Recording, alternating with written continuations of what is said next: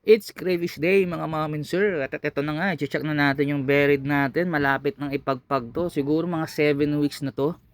At ito nga, dinadahan-dahan natin kasi baka mamaya mapisak ko yung kanyang puwetan o yung kanyang buntot. Kasi nga nakausli na yung mga craylings niya. At ito titingnan natin. Yan no, medyo kitang-kita na talaga no. Compare nung itlog pa lang, hindi pa siya nakausli.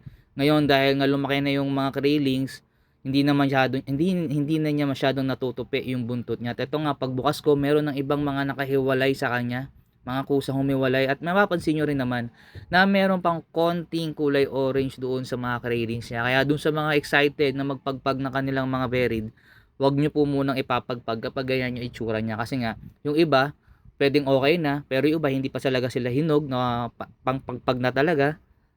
At paglapag nga natin dito, medyo pumitik siya ng konti, kaya meron ng talagang kusang mga naalis na mga krillings, pero hindi pa yan lahat. So wag nyo lang siyang talagang madaliin kasi nga sayang naman yung mga mapapagpag nyo na dapat hindi pa talaga dapat sila kumalas doon kay Mother Cray.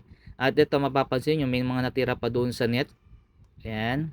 Kaya mas maganda talaga gumagamit kayo ng net para pag pumitik, hindi yan tumitilansik.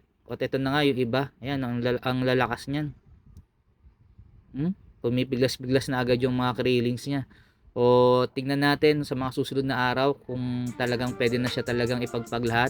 So kung may mga tanong ka lang, kung nagsisimula ka lang sa pag-crayfish, mag-comment ka lang po dyan sa baba. At syempre, huwag mo kalimutan mag-follow.